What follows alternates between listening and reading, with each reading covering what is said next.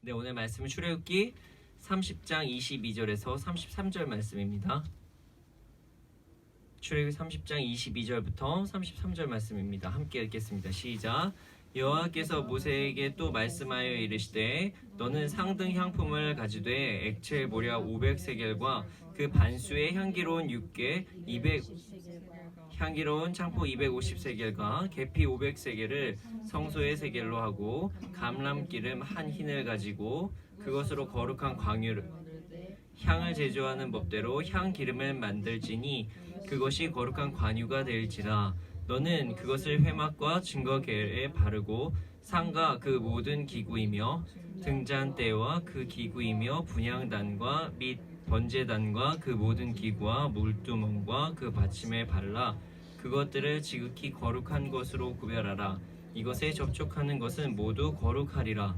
너는 아론과 그의 아들들에게 기름을 발라 그들을 거룩하게 하고 그들이 내게 제사장 직분을 행하게 하고 이스라엘 자손에게 말하여 이르기를 이것은 너희 대대로 내게 거룩한 관유니 사람의 몸에 붙지 말며 이 방법대로 이와 같은 것을 만들지 말라. 이는 거룩하니 너희는 거룩히 여기라. 이와 같은 것을 만드는 모든 자와 이것을 타인에게 붓는 모든 자는 그 백성 중에서 끊어지리라 하라. 네. 가끔 이제 출입금지라고 적혀있는 장소를 볼 수가 있어요. 어떨 때는 이제 붉은색으로 어떤 경고를 할 때도 있고요. 어떨 때는 뭐 노란색, 뭐 주황색, 뭐 검정색으로 막 이제 경고를 할 때도 있습니다. 아니면은 우리가 이제 출입금지가 어떤 띠를 띄어가지고 이제 그 지역을 못 들어가게 하는 그런 곳도 있습니다. 아니면 어떤 데는요, 막 좀 심각한 데는 막 해골이 그려져 있는 데도 있어요. 공통사항은요, 이 금지를 이야기한다는 것이에요. 여기 들어가면 안 됩니다. 이곳에서 뭘 하면 안 됩니다. 뭐 먹으면 안 됩니다. 뭐 이런 것들, 이 경고를 이야기하는 것이죠. 그런데요, 이런 표시가 있잖아요. 그러면은 꼭 이렇게 막 궁금해하시는 분들이 있어요. 아, 정말 먹으면 안 될까? 정말 들어가면 안 될까? 막 이렇게 궁금해할 때가 있다는 것이죠. 그리고 나서 가끔 그런 분들로 인해서 이제 안타까운 막 사고가 막 일어날 때도 있어요. 위험한 막 폭포 같은데 분명히 가까이 가지 말라고 했는데도 분명히 가지 말라고 했는데도 거기를 넘어서서 막 해마다 막 인명사고가 막 일어날 때도 있고요. 만약에 또 반대의 상황이 있을 때도 있어요. 예를 들어서요, 분명히 위험한 상황이 발생될 수가 있는데 거기 경고 표시가 없잖아요. 그러면요, 법정이 제재를 받습니다. 그래서 우리가 이제 알게 모르게 이제 음식 같은 거를 이제 먹을 때 뭐 알레르기 뭐 이런 게 다 적혀 있는 것이고요. 그리고 어떤 이제 음식을 먹는 방법 중에서 어떤 질식사를 할 수 있는 방법이 있거나 뭐 여러 가지 젤리 같은 거 먹을 때 거기에 여러 가지 뭐 금지되는 표시도 있습니다. 오늘은요, 금지 사항에 대해서 나옵니다.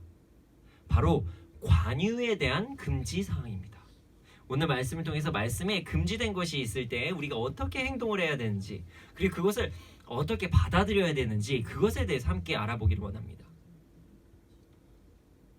제 22절부터 25절을 한번 읽어보겠습니다. 함께 읽겠습니다. 22절부터 25절입니다. 시작. 여호와께서 모세에게 또 말씀하여 이르시되 너는 상등 향품을 가지되 액체 모략 500세겔과 그 반수의 향기로운 육개 250세겔과 향기로운 창포 250세겔과 계피 500세겔을 성소의 세겔로 하고 감람기름 한 흰을 가지고 그것으로 거룩한 관유를 만들되 향을 제조하는 법대로 향기름을 만들지니 그것이 거룩한 관유가 될지라. 네, 하나님께서 모세에게 말씀하셨습니다. 그 관유를 만들게 하신 거예요. 그리고 관유를 어떻게 만들라고 하신지 말씀하셨어요.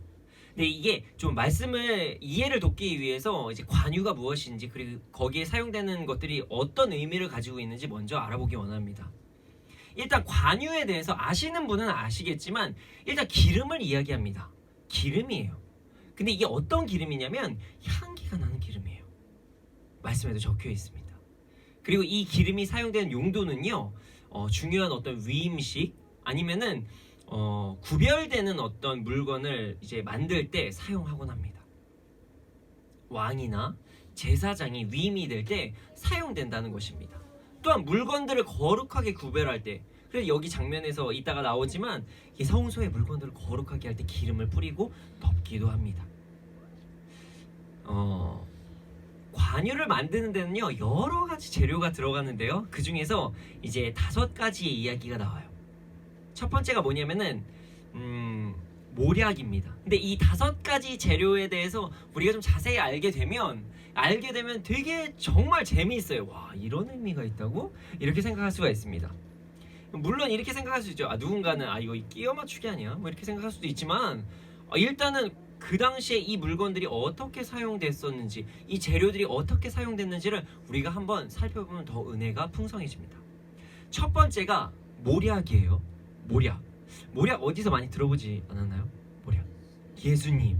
예, 맞습니다. 동방박사가 예수님께서 이 땅에 오셨을 때 드렸던 것 중에 하나입니다. 아주 귀한 예물이죠. 그래서 왕이 태어나거나 아주 중요한 사람이 태어났을 때 황금과 유향과 모략을 바치는 그런 행위가 있었다고 합니다.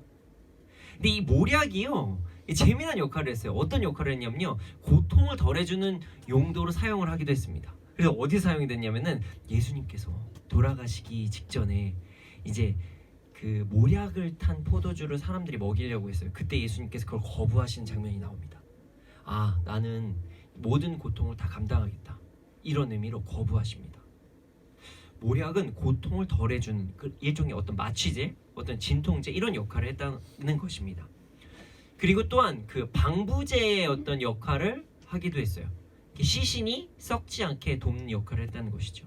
그리고 당시에 모략은 그 호흡기 질환을 완화하는 데 사용되기도 했다고 합니다. 모략은 그러니까 매우 중요하게 좋은 곳에 잘 사용이 됐는데 대부분 어떤 호흡기 질환 아니면 이제 고통을 완화하는데 아니면 보존을 하는데 뭐 이렇게 사용됐다, 이렇게 생각을 하시면 됩니다. 두 번째, 육개가 있어요. 육개는 뭐냐면요, 우리가 노래죠, 뭐 개수나무 뭐 할 때 그 개수나무의 껍질입니다. 육개는 개수나무의 껍질이에요. 근데 육개가 그때 어떻게 사용이 됐냐면요, 그 심장을 자극하는 향을 가지고 있다고 사람들이 믿었어요. 향이 참 독특했다고 합니다. 그래서 심장에 어떤 질환이 있는 사람이 그 향기를 마시면은, 향기를 이제 뭐라 그랬나요? 흡음이라고 그랬나요? 향기를 흡음하게 되면은 조금 이제 심장이 이제 좀 좋아진다, 뭐 이런 이야기가 있었다고 해요. 그리고 계피가 있죠. 계피는요 지금도 많이 사용하고 있어요. 네, 곤충, 해충, 뱀이 주위에 오지 못하게 퇴치하는 역할을 이제 하고 있습니다. 그리고 심지어 좋은 향기를 내기도 합니다. 물론 이제 호불호가 좀 이제 있기도 해요. 계피향 진짜 싫어하는 사람도 있는데 저는 계피맛 사탕도 참 좋아합니다. 네, 계피를 지금도 사용하기도 해요. 그래서 심지어 이렇게도 했습니다. 그 어린아이들, 저희 집에도 이제 아기들이 있는데 어린아이들이 있는 집안에서 모기 퇴치제, 그러니까 저희가 F킬러 같은 거 뭐 상품 얘기도 되겠죠. 뭐 그런 거 뿌려가지고 모기를 없애기도 하지만, 근데 그 천연 재료로 이제 계피향이 들어있는 어떤 허브향 같은 걸 뿌려서 모기를 없애기도 합니다. 창포가 나오죠. 창포는요 그 향이 좋은 풀이에요. 당시에 그 늪지에서 서식하는 갈대 중에 하나였다고 합니다. 그래서 이 창포가 히브리 원어로 이제 되게 재미있는 뜻을 갖고 있어요. 뭐냐면요, 서다, 일어서다, 뭐 이런 뜻을 가지고 있다고 합니다. 이게 왜 그러냐면요, 그렇게 그 늪지대에서도 꼿꼿이 설 수 있는 그런 모습을 보고 이렇게 얘기를 했다는 그런 말들도 있습니다. 자, 마지막으로 감람 기름입니다. 이게 뭐냐면요, 우리 이제 고기 좋아하시는 분들은 잘 아시는데 올리브유예요. 올리브유. 자, 올리브유. 감람나무 어디서 많이 들어봤죠? 예, 무화과 나뭇잎이 마르고 뭐 여러 가지 할 때도 나오지만 우리가 창세기에서 중요한 포인트가 하나가 있어요. 뭘까요? 네, 노아의 방주에서요. 홍수가 다 끝났나 했을 때 이제 새를 보냅니다. 그때 잎사귀를 하나 물고 와요. 그래서 감람나무의 잎이 좋은 소식을 전해받았을 때로 상징하기도 합니다. 자, 그러면요 이제 관유에 대해서 종합을 해볼게요. 재료를. 자, 모략, 육개, 계피, 창포, 올리브유. 이 5개. 자, 이거를 쓰임새대로 쫙 나열을 해볼게요. 자, 보존해주고, 흐르고, 악한 것을 쫓고, 바로 서고, 좋은 소식을 가져다주고, 심장을 자극하는 그런 기름이라는 것이에요. 그리고 그 기름은요, 거룩함, 그 구별됨을 나타내는 그 기름이라고 이야기를 하고 있습니다. 자, 그러면 제가 이제 여기서 재미나게 한번 해석을 해볼게요. 자, 이 관유는요, 거룩한 것을 보존하고, 거룩한 것을 흐르게 하고, 거룩함으로 악한 것을 쫓고, 거룩함으로 바로 서게 하고, 거룩함으로 마음을 지키게 하고, 심장입니다. 마음을 지키게 하고, 거룩함으로 좋은 소식을 전하게 하는 그런 기름이 될 수 있다는 것입니다. 너무 은혜롭죠. 우리 하나님 정말 센스 있으신 것 같아요. 물론 저는요, 다른 것 한 게 아니에요. 각 재료가 그 당시에 어떻게 쓰임을 받았는지 이것만을 얘기했음에도 불구하고 정말 우리가 정말 그 관유라는 것을 통해서도 많은 것을 알 수가 있습니다. 이 참고로 얘기하면 그 당시에 그 성소의 500세겔은요 약 5.7kg이라고 우리가 추측하고 있습니다. 그리고 한 희는요 3.6리터로 예상을 하고 있어요. 자, 그럼 조합을 한번 해볼게요. 모략이 5.7kg, 육개가 약 2.85kg, 창포가 약 2.85kg, 계피가 약 5.7kg, 올리브가 약 3.6리터입니다. 이거 생각보다 많은 양이네요. 그렇게 해서 짜고 누르고 해가지고 만들어지는 것이 관유입니다.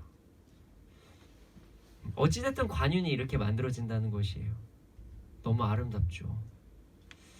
자, 26절에서 30절을 한번 읽어보겠습니다. 함께 읽겠습니다. 시작. 너는 그것을 회막과 증거계에 바르고 상과 그 모든 기구이며 등잔대와 그 기구이며 분향단과 및 번제단과 그 모든 기구와 물두멍과 그 받침에 발라 그것들을 지극히 거룩한 것으로 구별하라.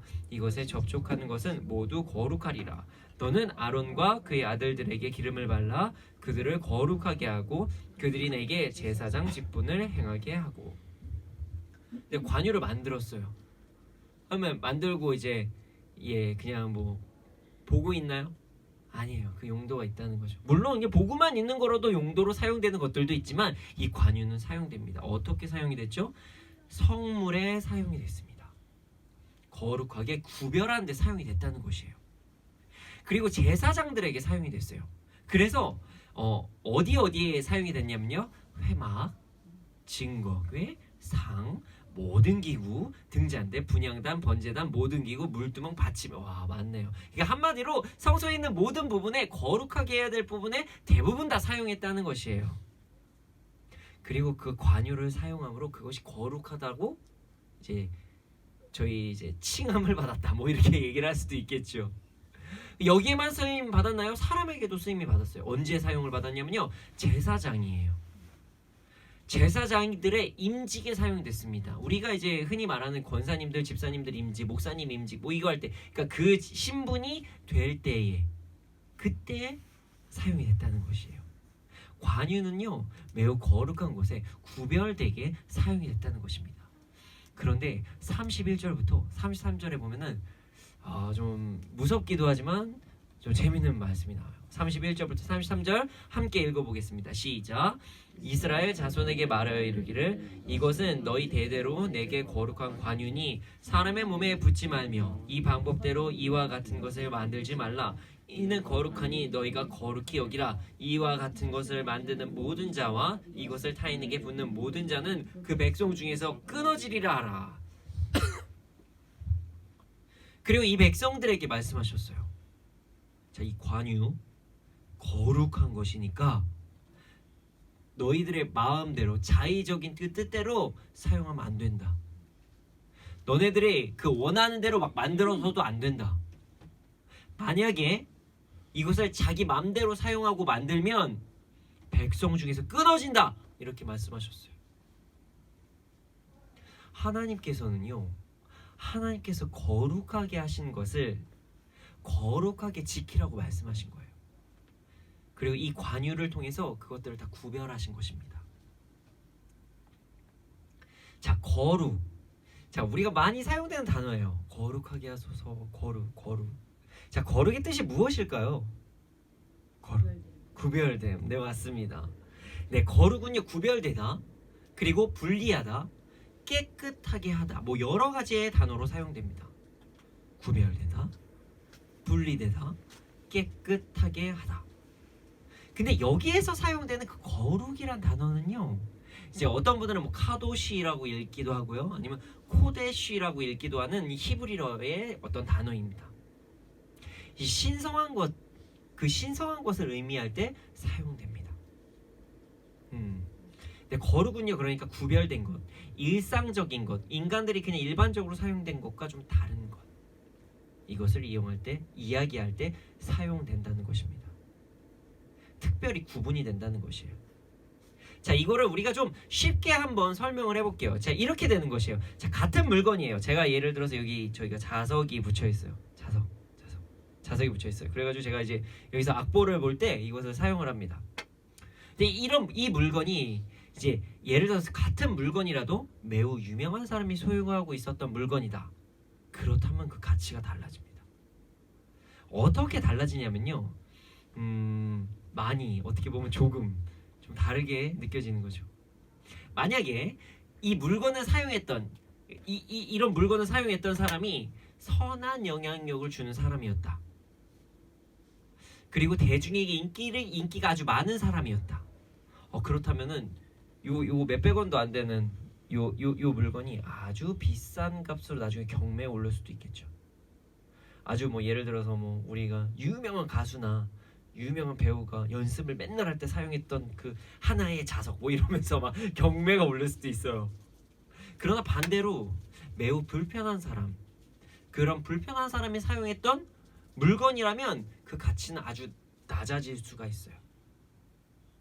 예를 들어서 막 살인 사건에 사용됐었던 어떤 물건이다. 그러면은 불편하겠죠.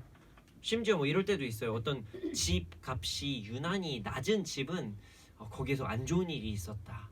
이랬을 때 집값이 떨어진다고 합니다. 동일한 평수에 동일한 지역에 사는 아파트임에도 불구하고 그곳에서 좀 별로 좋지 않은 사람이 살았다. 아니면은 안 좋은 사건이 일어났다. 그럼 그 집값이 막 떨어진대요. 물론 뭐 역사적인 의미로 인해서 불편한 행동을 했던 사람들이 썼던 것도 좀 비싸게 팔리는 경우도 있지만 그것은 매우 좀 드물긴 합니다. 어찌되었든 선하든 악하든 유명한 사람이 소유된 물건의 가치는 뭐 좋든 나쁘든 어쨌든 달라진다는 것이에요. 심지어 진짜 재밌는 일은 뭐냐면요, 음식점 같은데 막 종이에다가 글자가 써 있는데 그 글자가 많은 집은 아주 좋은 집이라고 얘기해요. 무슨 말이냐면요, 연예인들 많이 왔다 간 집. 그래서 연예인 사인이 누구누구 왔다 가면 이 사인 하나만 봐도 정말 이 좋은 음식점인가 맛있는 음식점인가 이렇게 달라진다는 것이죠. 그런데 거룩은요, 하나님께서 구별하신 것입니다. 그러니까 당연히 매우 가치가 있다는 것이죠. 당연히 그러니까 거룩은 매우 구별되고 매우 정결한 물건이에요. 반대로 얘기하면 매우 가치가 있는 물건이죠. 그런데 하나님께서는 이 관유의 사용을 특별한 상황이 아니면 금지시키십니다. 심지어 관유를 자기의 마음대로 만들고 사용하는 사람, 백성 중에서 끊어진다고 말씀하셨어요. 이거 되게 엄청난 금지 상황이에요. 자 보세요. 이스라엘 민족들의 지금 프라이드는 대단했을 것이에요. 왜냐하면요, 원래 그들의 신분은요, 얼마 전까지만 해도 애굽에서 종으로 있었어요. 애굽에서 종으로 있었는데 갑자기 하나님께서 모세를 이제 데리고 오시더니, 와, 이는 택하신 민족이다. 우리 민족은 택하신 민족이다. 우리 예배드리고 제사 드려야 된다. 그러니까 나가야 된다. 그러니까 갑자기 애굽 왕이 안 된다 그랬죠. 애굽 왕이 안 된다 그랬어요. 그랬더니 막 재앙이 막 일어납니다. 엄청난 것들이 일어나요. 그래서 보냈더니 갑자기 그 백성들의 앞뒤에 구름기름 불기둥이 막 일어나기도 하고요. 나중에는 쫓아가니까 막 홍해가 갈라졌어요. 그런 민족이에요. 자, 그 민족들의 자긍심, 프라이드 얼마나 대단했겠어요. 엄청나죠. 단순간에 신분이 업그레이드가 됐을 것이에요. 하나님께서 본인들의 그 민족에게 엄청난 일을 행하셨다는 거 그들도 알았어요. 단지 그들은 하나님의 백성이라는 이유만으로 그 많은 혜택들을 누렸습니다. 자, 그런 상황에서 지금 이제 광야로 점점 들어갔는데 백성에서 끊어진다? 엄청난 불이익이죠. 되게 두려운 상황인 거예요. 무서운 상황인 거예요. 바로 어찌 보면요, 죽음에 이를 수도 있는 저주입니다. 하나님께서는 관유의 사용을 그러니까 엄청나게 강하게 금지시킨 것이에요. 백성들 진짜 서운했을 것이에요. 아니 왜 좋은 게 좋은 거 아니야? 아니 좋은 거면은 좀 같이 쓰면 되지. 굳이 왜 관유를 못 쓰게 하시지? 하나님 진짜 너무하신 거 아니야? 제사장들만 너무 택하신 거 아니야? 아니 우리 집에도 좀 나 하나님의 손길을 느끼고 싶어서 그 관유 한 번만 사용해 보겠다는데 그게 뭐가 나빠? 아니 나 우리 집도 좀 거룩하고 싶은데? 뭐 이렇게 생각할 수 있잖아요. 나 하나님 너무 사랑하는데 그 관유 한 방울만 저 사랑해서 그래요. 하나님 너무 사랑해서. 아니 이거 너무 비효율적인 거 아니야? 모든 사람이 거룩해야지. 이렇게 생각하는 사람이 있을 수도 있잖아요. 그래서 많은 사람들이 의문을 품었을 것이에요. 관유 왜 못 써요? 관유 왜 못 써요? 그런데요, 관유를 금지하게 하셨던 정확한 이유가 있습니다. 하나님은요, 이스라엘 백성들을 사랑하셨어요. 정말 사랑하셨어요. 그러나 그들의 악함을 알았습니다. 자, 아담이 죄를 범한 이유에 대해서 하나님께서 모르셨을까요? 아셨어요. 그의 악함이었어요. 행동은 그냥 선악과 하나 먹은 것, 그리고 조금 하나님 말씀을 안 들은 것, 이 불순종으로 보이지만 사실 그 원인은 교만이었거든요. 악함이었어요. 나도 하나님과 같이 되고 싶다. 나도 선악을 구별하고 싶다. 구분해보고 싶다. 하나님과 같이 되고 싶다. 이런 교만이었어요. 자, 이스라엘 백성, 하나님께서 정말 택하신 백성이시고 사랑하는 백성이지만 이스라엘 백성과 하나님은 동일해질 수 없습니다. 이스라엘 백성은 그의 소유된 백성이거든요. 그러나 그 인간의 연약함이 있었어요. 자, 우리가 그 말씀에서 이제 앞으로도 볼 것이고 그리고 여러 가지가 이제 나오지만 좀만 힘들면은 막 하소연하잖아요. 원망하잖아요. 이스라엘 백성들이 그런 내용이 나옵니다. 그래서 인간의 이 연약함을 아시고 하나님께서 말씀하셨던 것이에요. 인간이 악하여서 무언가 막 더 높이 올라가려고 하고 인간이 악하여서 하나님보다 더욱더 높은 자리까지 올라가려고 했었던 그 마음을 아셨던 것이에요. 하나님께서 구별되게 하셨고 하나님께서 거룩하게 하셨다면 그냥 그런가 보구나 하고 각자의 자리에서 하나님을 찬양하면서 살아가면 되는 건데 그렇게 하지 않았다는 게 문제인 거죠. 아담이 하나님과 같이 되고 싶어 했었던 것 같이 아담이 하나님과 같이 선악을 분별하고 싶었었던 것 같이 그런 욕심, 더 많은 것을 취하고 싶었던 욕심, 그 욕심을 하나님께서 보셨던 것입니다. 이 욕심이 얼마나 무섭냐면요, 야고보서 1장 15절을 통해서 우리가 알 수 있어요. 욕심은 정말 무섭습니다. 말씀을 함께 읽어보겠습니다. 야고보서 1장 15절입니다. 시작. 욕심이 잉태한 즉 죄를 낳고 죄가 장성한 즉 사망을 낳으니라. 엄청납니다. 그 욕심은 죄를 낳아요. 그리고 죄가 사망을 낳게 된다는 것을 하나님께서 말씀하셨던 것이에요. 하나님은요, 인간의 영적인 죽음, 그러니까 하나님과의 관계에 단절이 되는 것을 기뻐하지 않으셨어요. 그들이 얼마나 불행한 삶을 사는지 아셨거든요. 하나님과 관계가 단절될 때요. 하나님께서 기뻐하시는 인간이 하나님께 예배를 드리고 하나님과 아름다운 관계를 맺기 위해 사용되는 그 관유 때문에, 관유는 하나의 그냥 기름인 것뿐인데 그 관유 때문에 사람과 하나님과의 관계가 멀어지는 것을 싫어하셨던 것이에요. 관유에 대한 금지를 강하게 하지 않으시면 하나님이 아닌 그 관유에 집착하는 그런 자들이 생겨나서 그로 인해서 욕심이 생기고 그래서 죄를 낳고 그래서 사망에 이를 수도 있는 상황을 미리 아시고 보호하셨던 것입니다. 그래서 하나님께서 관유를 금하셨던 것이에요. 사랑의 하나님께서 욕심이라는 사람과의 다툼을 유발하는 그 마음을 멀리하게 하시려고, 우리를 죄로부터 보호하게 하시려고 금하셨던 것입니다. 사랑의 하나님께서 이스라엘 백성들을 보호하시기 위해서 관유를 금하셨던 것이에요. 저는 그 청소년 청년 사역을 지금 한 15년 정도, 15년 넘게 하고 있는 것 같아요. 지금 막 그렇게 무서운 사람은 아닌데 예전에 참 무서운 선생님으로 통했다고 얘기를 해요. 잔소리도 되게 심하게 했고요. 금지하는 것도 참 많았어요. 청소년 청년들 참 열정이 많아요. 그러다 보니까 이제 가끔 앞뒤를 보지 않고 달려서 가끔 넘어질 때가 있어요. 다칠 때도 있어요. 그래서 잔소리를 참 많이 했던 것이에요. 가끔 제가 무섭게 하기도 했고요. 저에겐 지금 5살짜리 딸이 있어요. 저는 딸의 아버지입니다. 제가 하는 말 중에서 저희 딸이 잔소리라고 생각하는 것이 좀 많이 있을 것 같아요. 예를 들어서 막 뛰지 마, 안 돼, 뛰면 안 돼. 화장실에서는 그렇게 막 장난치면 안 돼. 뛰면 안 돼. 얘 창문에 올라가면 안 돼. 위에 너무 높게 올라가면 안 돼. 넘어진다, 조심해. 가위는 진짜 조심해야 돼. 근데 진짜 칼은 안 돼. 장난감 칼 가지고 놀아야지 진짜 칼은 안 돼. 당연한 말이죠. 5살 아이니까. 저희 딸이 화장실에서 미끄러질 뻔한 적이 한두 번이 아니거든요. 여러분, 화장실에서 넘어지면요 진짜 크게 다쳐요. 정말 조심해야 합니다. 저희 딸이 이제 높은 곳에서 이제 뛰고 이렇게 노는 거 되게 좋아하는데 이게 점점 높아져요. 요즘에 자꾸 나중에 화장대 위까지 올라가서 뭐 침대 밑으로 막 뛰어내리고 그러는데 아찔아찔합니다. 이 아무리 쿠션이 있어도, 침대가 있어도 위험하단 말이죠. 그리고 저희 딸은 오리고 자르고 이런 거 이제 만들고 이런 거 되게 좋아하는데, 그러다 보니 가위질하다가 이제 손가락을 다칠 때도 있었어요. 이 위험할 때가 한두 번이 아니라는 것이에요. 칼이 더 편하지만 저는 아직까지 칼은 절대로 주지 않습니다. 아직은 안 되는 거죠. 하지만 제 딸이 좀 크면 당연히 허락하겠죠. 당연한 이야기가 잔소리로 들릴 때가 있습니다.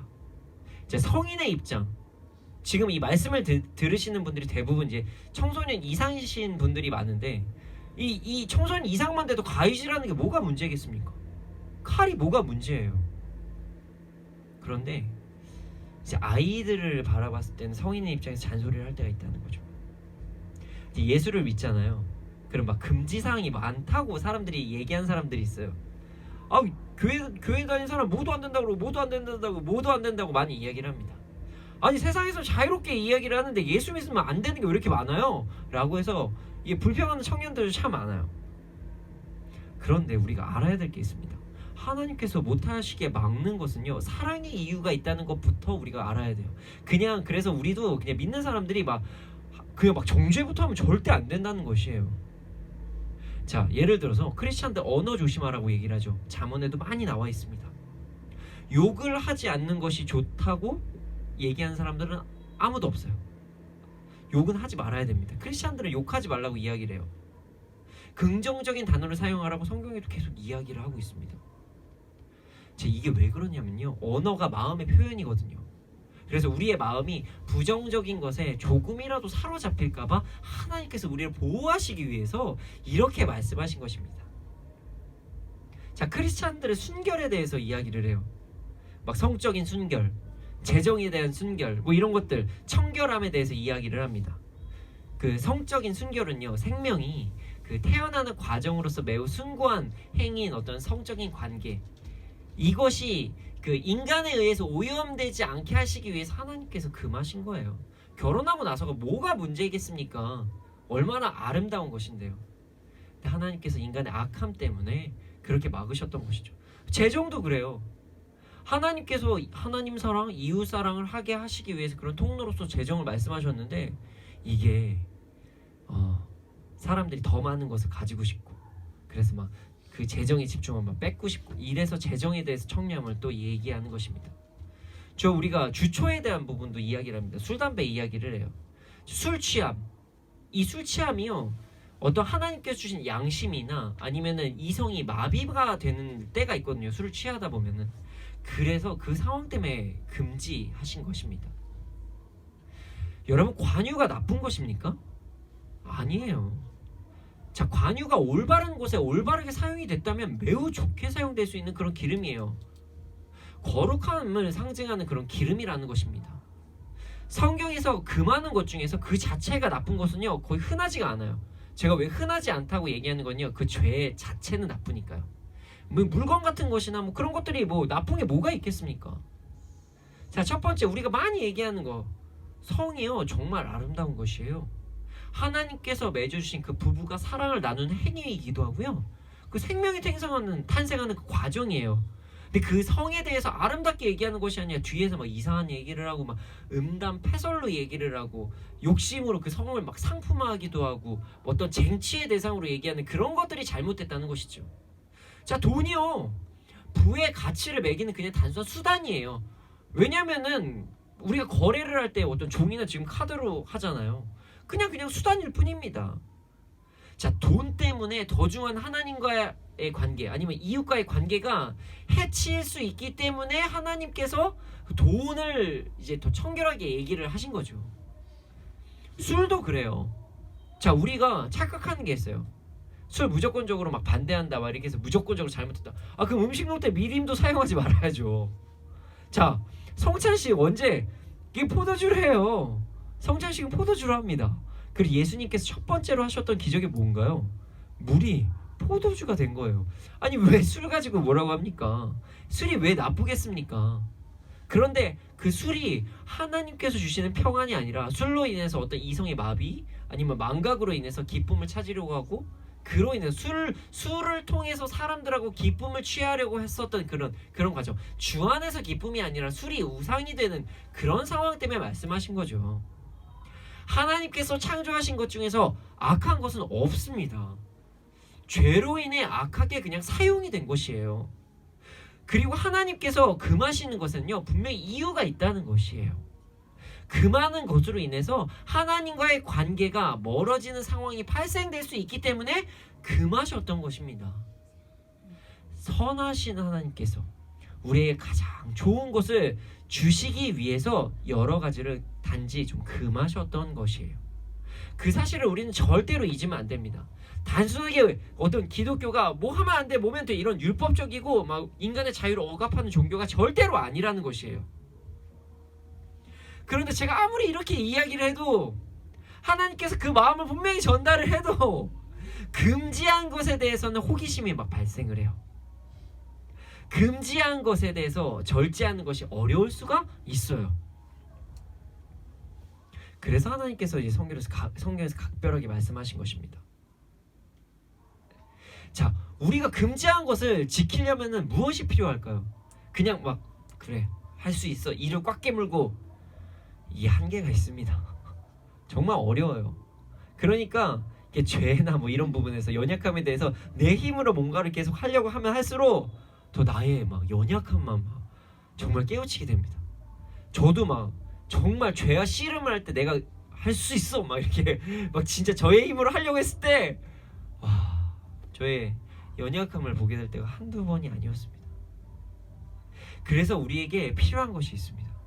그게 무엇이냐면요, 바로 믿음입니다.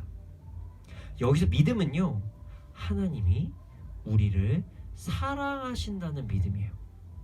우리 그 구원에 대한 믿음 있죠. 그 믿음으로써 그 구원을 받는 그런 믿음도 있지만, 어떤 믿음이냐면 하나님이 선하시다는 믿음. 자, 이것은 마치 제가 제 딸이 뛰고 노는 것을 보는 것을 참 기뻐하긴 하지만 화장실에서 뛰는 것은 좀 금하는 것과 같은 그런 것을 이야기합니다. 이게 무슨 말이냐면요, 하나님께서는 우리를 되게 사랑하시잖아요. 그리고 우리에게 선한 것을 주신다는, 하나님께서 우리를 너무나도 사랑하시고 나보다도 나를 사랑하시는 그런 하나님께서 우리에게 좋은 것을 주시기 위해서 우리에게 금하셨다는 그 믿음이 필요하다는 것입니다. 하나님은 정말 우리를 사랑하십니다. 하나님 정말 우리를 사랑하세요. 그래서 우리에게 선하신 것을 주시기 위해서 여러 가지를 이거 위험해 라고 말씀하시는 거예요. 야, 나 너무너무 사랑해, 날 너무너무 너를 사랑한다고. 그런데 이게 좀 위험할 때가 있어. 그러니까 잘 사용해야 돼. 이래서 금지하셨던 것입니다.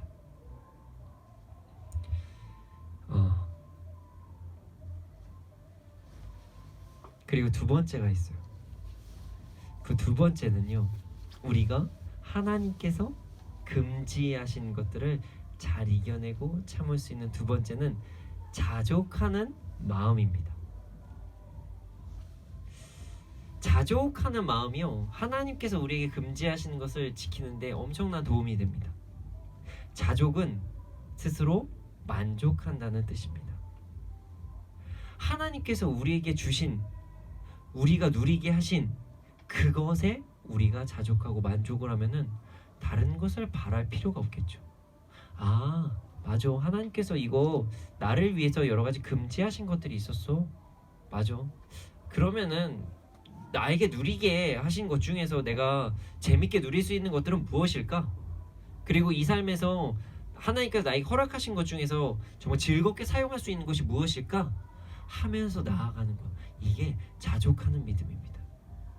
그리고 또 자족은요, 얼마나 큰 도움이 되냐면요, 비교를 하지 않게 돼요.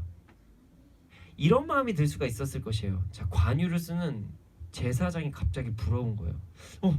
그들만 선택받았나? 그래요, 맞긴 한데 나도 관유 한 방울만 쓰고 싶어 라는 마음.